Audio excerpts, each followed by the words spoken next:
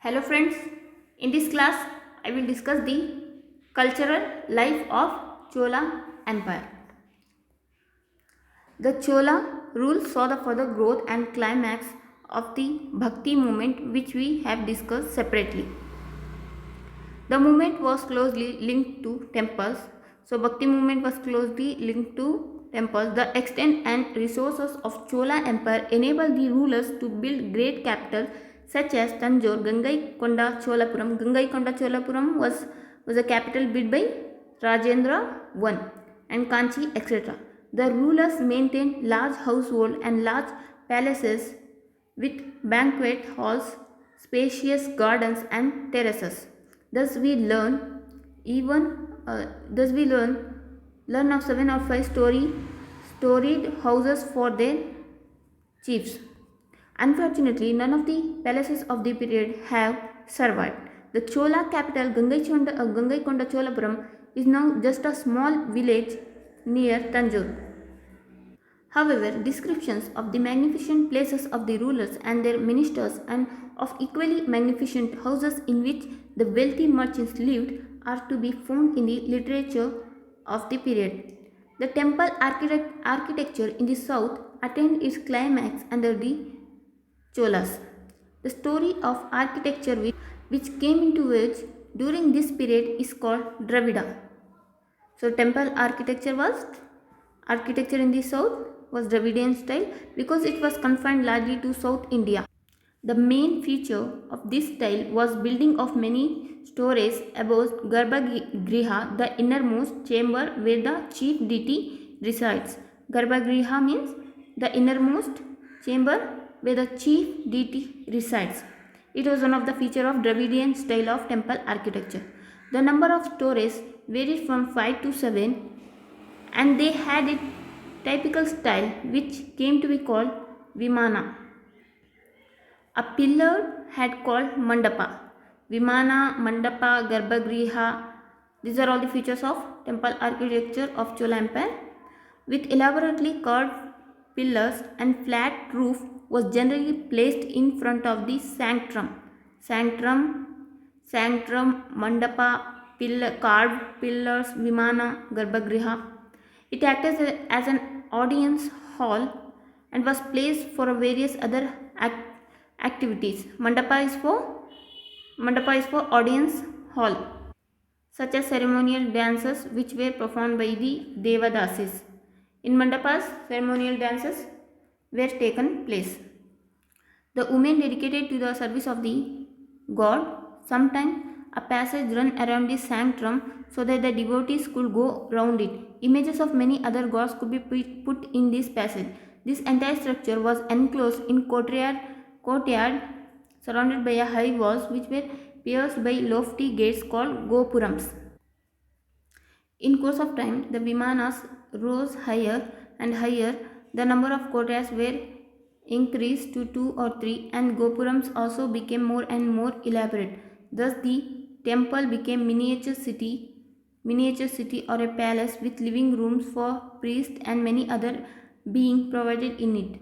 The temples generally enjoyed revenue-free grants of land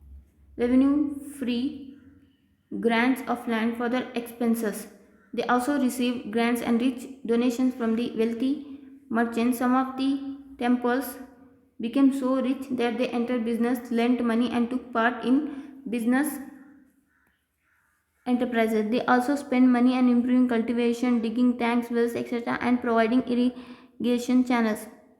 And early examples of the Dravidian style of temple architecture in the 8th century temple of Kailashnath at Kanchipuram.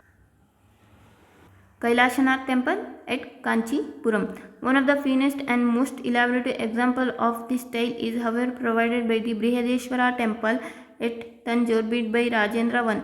Brihadeshwara temple at Tanjore belongs to Chola Empire and it was built by Rajendra I, and also one of the important temple of Chola Empire is Kailashnath temple at Kanchipuram. This is also called as Rajaraja temple. So Brihadeshwara temple built by Rajendra I is also called Rajaraja I is also called as Rajaraja temple because because the Chola were in the habit of installing images of kings, queens in the courtyards of the temples. The temple at Gangaikonda Cholapuram, though in a dilapidated condition, is another fine example of the temple architecture under the Cholas. A large number of temples were built. A large number of temples were also built at other places in South India. However, it may be well to remember that the proceeds for some of these activities were obtained from the plunder of population of the neighboring areas by the Chola rulers. After the fall of Cholas, temple building activity continued under the Chalukyas of Kalyani and Hoysalas. The district of Dharwad and Hoysala's capital Halebeedu had a large number of temples. The most magnificent of these is the Hoysaleshwara temple. It is the best example of what is called Chalukyan style. Apart from the images of God and their attendants, both men and women, Yaksha and Yakshini, men and women known as Yaksha Yakshini. The temples contain finely sculptured panels which show a busy panorama of life, including dance, music, scenes of war, and life. Thus life was closely integrated with religion. For the common man, the temples were not merely a place for worship but a hub of social and cultural life as well. The art of sculpture attained a high standard in South India during this period. One example of this was the gained statue of Gomateshwara at Shravana-Belagola. Another aspect was image making which reached its zenith in the dancing figure of the Shiva called Nataraja. The Nataraja figure of this period, particularly those in bronze, are considered masterpieces. Many fine examples of this are to be found in museums in India and abroad. The rulers of the various dynasties also patronized arts and letters during this period. While Sanskrit was regarded as the language of high culture, and number of kings as well as scholars and court poets wrote in it. A remarkable feature of this period was the growth of literature in the local language of India. The number of popular saints called Nayanmars and Alvars, who were devotees of Shiva and Vaishnava Nayanmars were the devotees of Shiva and Alvars were the devotees of Vishnu, flourished in Tamil kingdom between 6th to 9th century. They composed their works in Tamil. The writings of the 70 saints which were collected into 11 volumes under the name Tirumurai in the early part of 12th century are considered sacred and are looked upon as a fifth Veda. So Tirumurai of 12th century is considered as fifth Veda. The age of Kamban, who is placed in the second half of 11th and the early part of the 12th century, is regarded as a golden age in Tamil literature. Kampan's Ramayana is considered a classic in Tamil literature. Kampan is believed to have lived at the court of Chola king. Many other too took their themes from the Ramayana and Mahabharata, thus bringing these classics nearer to people.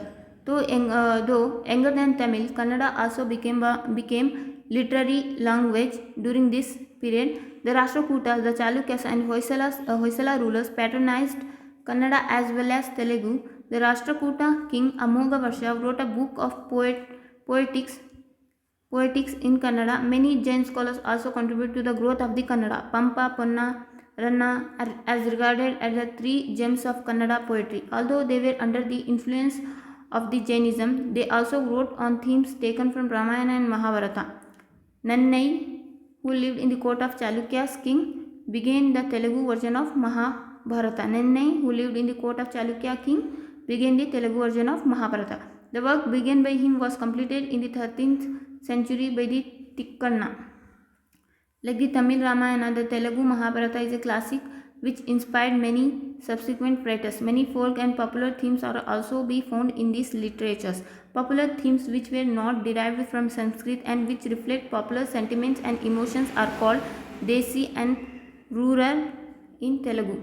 We can thus see that the period from the 8th to the 12th century was not only remarkable for the growth of regional kingdoms and regional integration, but was also a period of cultural growth and development of trade, commerce, agriculture in South India. Merchants and artisans increased their strength with the development of foreign trade under the Cholas.